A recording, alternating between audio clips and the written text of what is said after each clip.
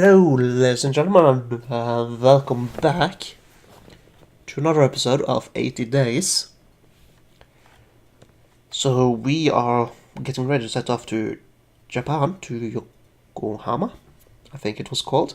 I'm very bad at remembering stuff like that for some reason. Anyways, wandering the streets, who should I bump into but Monsieur Fix? His sly eyes narrowed. No, I thought you were leaving. An uncountable delay.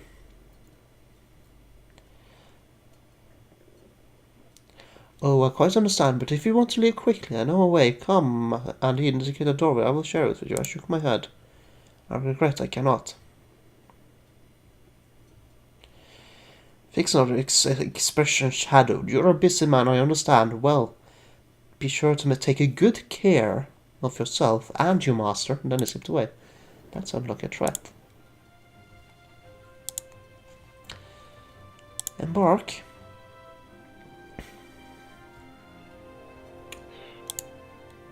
That's okay. A Jade Tiger. The Jade Tiger was an old Mooch-class Persian airship renovated with Chinese colors and fittings. It was painted all over with Manchu luck symbols, swastikas, stylized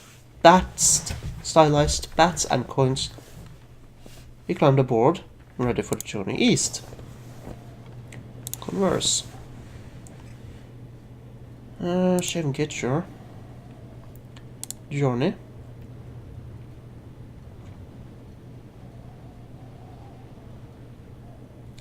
Money.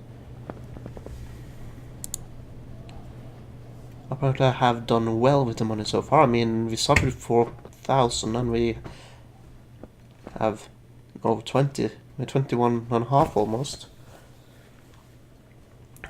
Captain Sue wore a traditional Manchu pow in blue cotton bone hairpins in her fan-shaped hair and a jade thumb ring.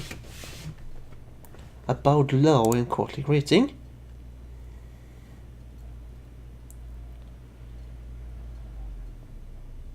She looked at me quizzically and then asked herself questions in Cantonese. I thought so, in any case. It sounded a little similar to Mandarin, which I had picked up a little on the mainland. An English-speaking crew member was summoned. Her tool belt hung with rope, bolt cutters, and climbing equipment. The captain said she expected you to speak Cantonese because you were in Hong Kong. I was only briefly in Hong Kong. Aside, I did not have much time to practice my languages.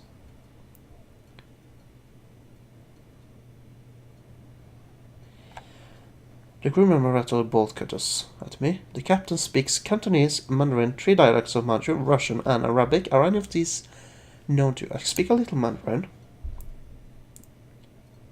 I offered weakly, though only a very little. The captain, for all the delicately arranged hair and grace, looked thoroughly exasperated and sucked him out into a huff.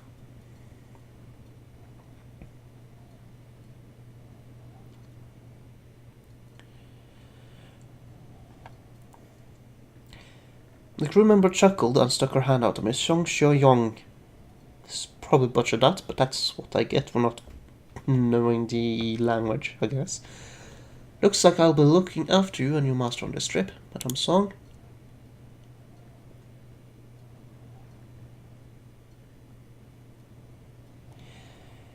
Song Shi-yong shuddered. Song Shi-yong's fine. Try not to mangle it too much, passepartout. Our pronunciation was, of course, flawless.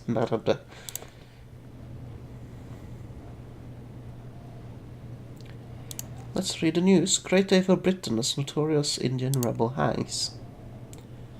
Sad day for Britain as they murder ban use torture which are proven to not be effective.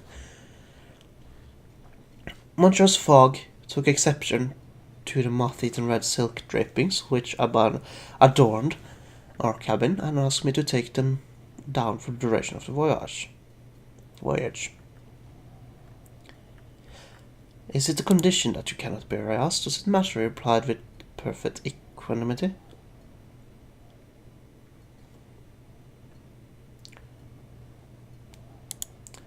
I suppose it does not in the end, I replied, attempting to consider a matter from Mas's evolulogical perspective. Xiong Xiong looked terribly surprised.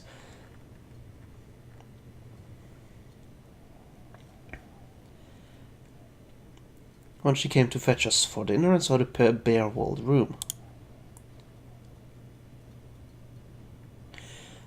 My master's very particular tastes, I explained. How nice of him to have the luxury of taste. Was only a remark, but I felt a sting keenly. I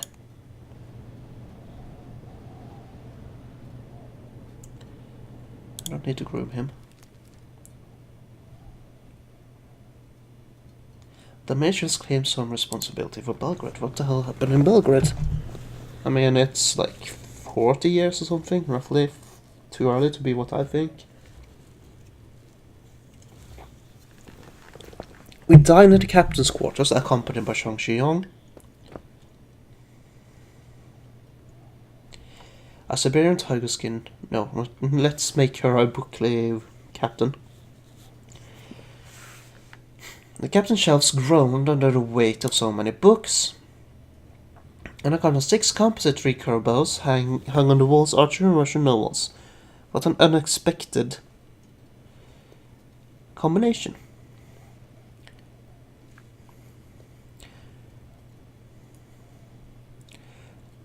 Song Shijong Song Song Shuying leaned closer. The captain loves archery almost as much as she loves the jade tiger. Where did she learn it? Therein lies a tale, the crew member smiled with relish. The captain's father was too old and weak to join the army, so Captain Sue put on the clothing of a boy and rode out to take his place. How daring of her.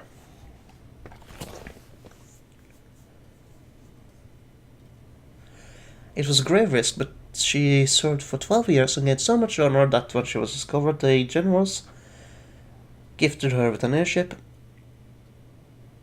and forgave her deception. That sounds like Mulan.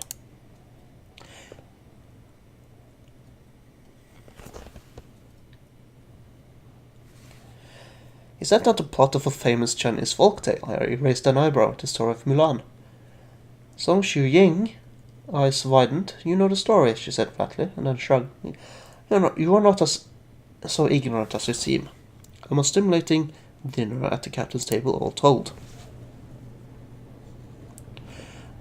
I'm impressed that they actually managed to get 2 different newspapers on the plane airship without docking.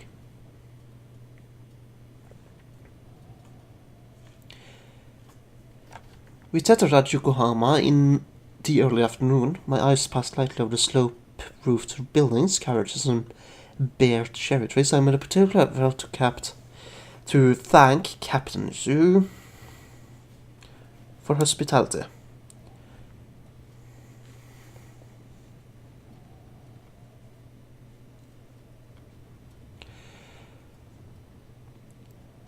In an attempt to convince her that not all foreigners were so boorish as she imagined. Alas, I am not entirely certain I changed her mind. Ready, Passepartout, my master called? Of course, I replied, eagerly. And followed me into Japanese soil. That's a good docking. Let's first check the market and test.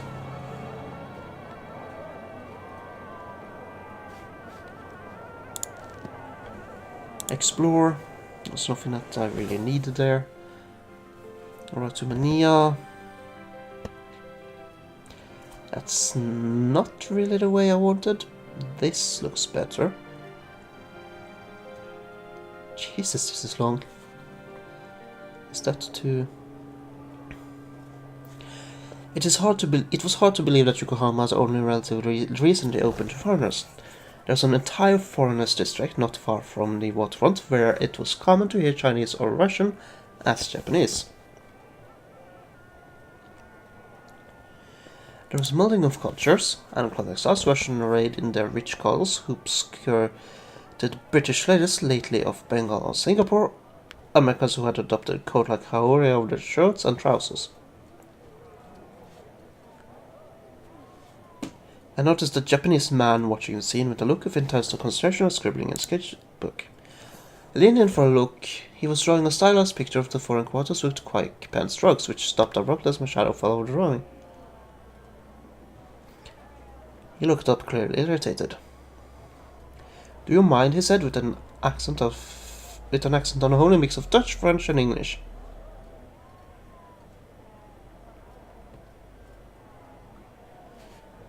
"I am making a drawing for a woodcut." He was clearly a temperamental sort, so I left him to his work with a polite smile. I do not think he liked us from his drawing of them. Plan.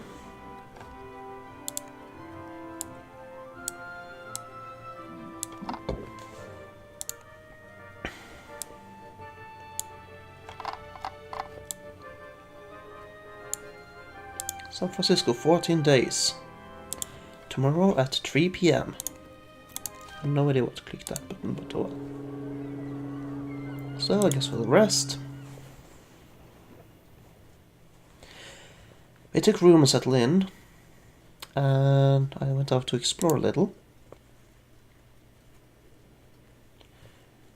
And entered a conversation with a charming Siamese ragamuffin who had lost a monocle, which I helped to recover, and who then, between bouts of shouting, let it slip the fast way to Hong Kong is Yaminia. I showed him we were likely to head that way, of which another said the same thing once upon a time, but still here I stand. That was completely pointless. Anyways, depart. We're going east, obviously. Embark.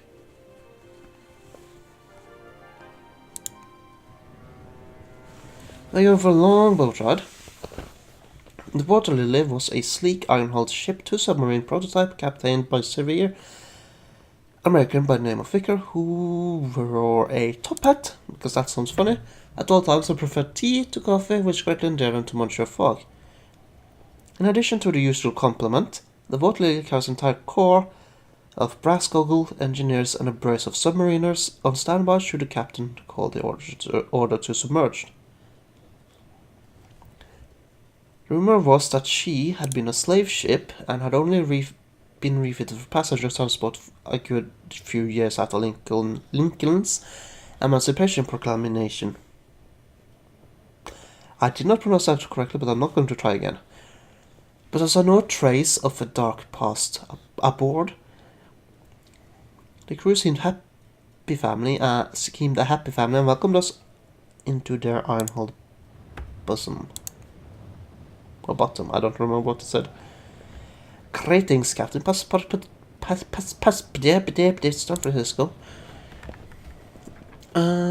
Salt Lake City, Honolulu, Caracas. That's all the wrong way. This is at least not the wrong way. I think that's the right way as well, but let's go to Las Vegas. Oh, okay. Salt Lake City then. Goodbye, thank you.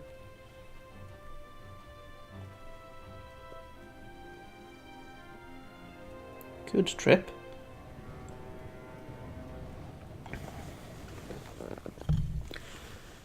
Our cabin, while hardly spacious, was adequate for needs. One of the midshipmen came by to show us how to use the pressure seals in case of submersion, but in all other aspects I looked forward to a peaceful steamship ocean crossing. I was not to be so lucky. Well, damn it.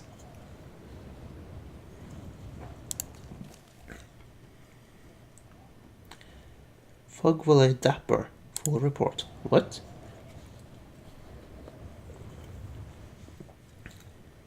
The salty air blew cool and sharp against my face as I opened the door onto the top deck.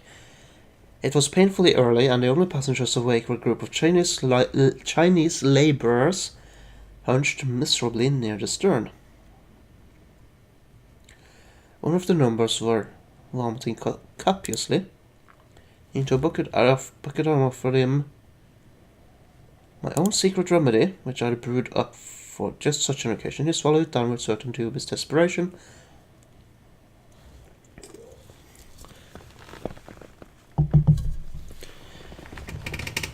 but immediately improved in both complexion and temperament. He thanked me profusely. Cheer. I said, using one of the few Mandarin expressions I picked up in my travels. They laughed uproariously at my pronunciation, but seemed altogether pleased by my attempts to render fangs in their tongue. This is a pro tip if you are traveling a lot, and especially if you're traveling to the same destination over and over again. Learn basic things of the language, like thank you and hello and goodbye. They will love it. Don't be too concerned about the pronunciation. It might actually help you out, but they will they will at least pretend to like you more, if not actually like you more, in most cases. Let's talk about the journey.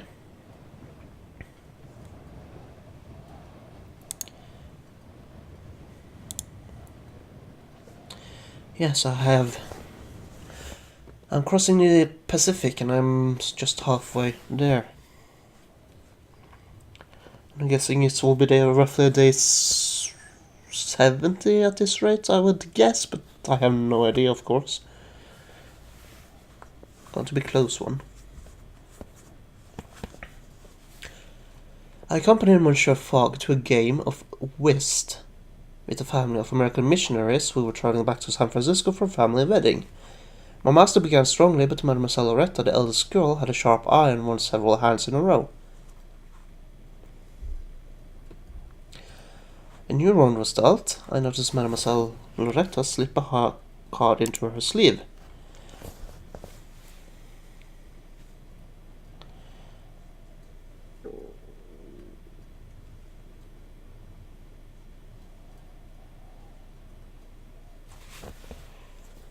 I blinked twice in pure astonishment and glanced up at her face, which was utterly calm, betraying nothing of the action of her nimble fingers. But Monsieur Fogg and I had turned around enough hands that I was quite certain that's what normal play looked like. The minister's daughter was a cheat and a skilled one at that. I called her out. In front of the gaming party, she denied the charges prettily, and then burst into floods of beautifully manufactured tears. A masterful performance. Maman would have been most proud.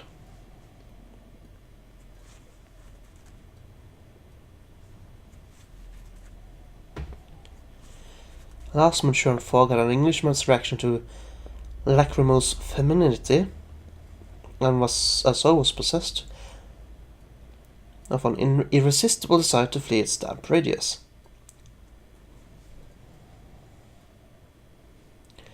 That was ungentlemanly, he said curtly, after we had taken out somewhat hasty leave. It was monstrously unfair, but I had been cleverly outplayed in a social game.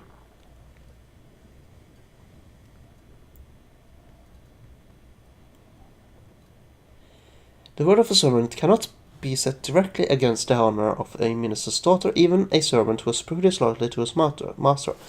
Our journeys continued on. More news? Sure.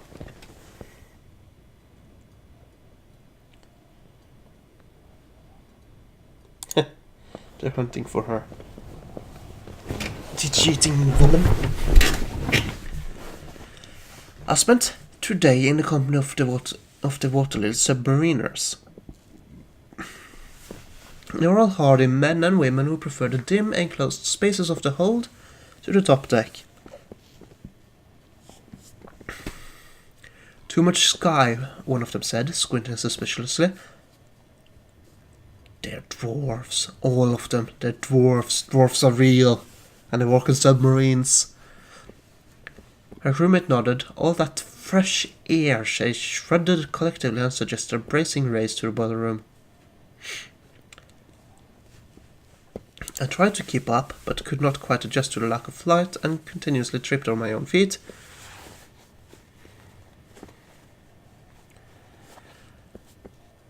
Their commander, a short Japanese-American woman, pronounced me an utter disgrace. I decided to withdraw gracefully, pretending a present point appointment.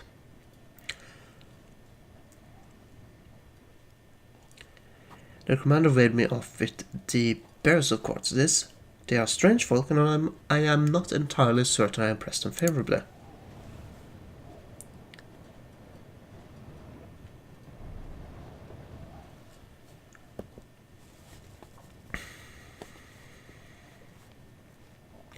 I was climbing the rigging entirely innocently,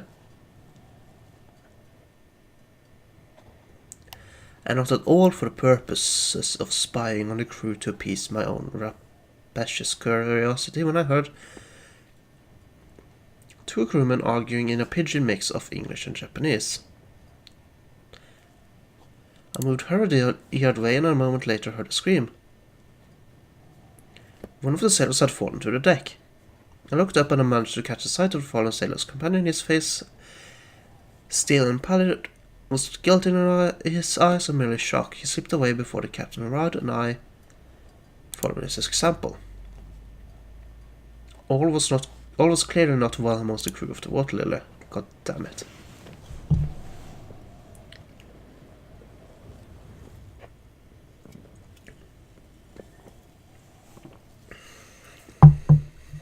Anyways, what is going on in the Water Lily?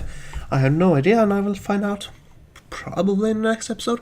Anyways, thank you guys so much for watching. I hope you have enjoyed, and I will see you guys next time. Take care, everybody.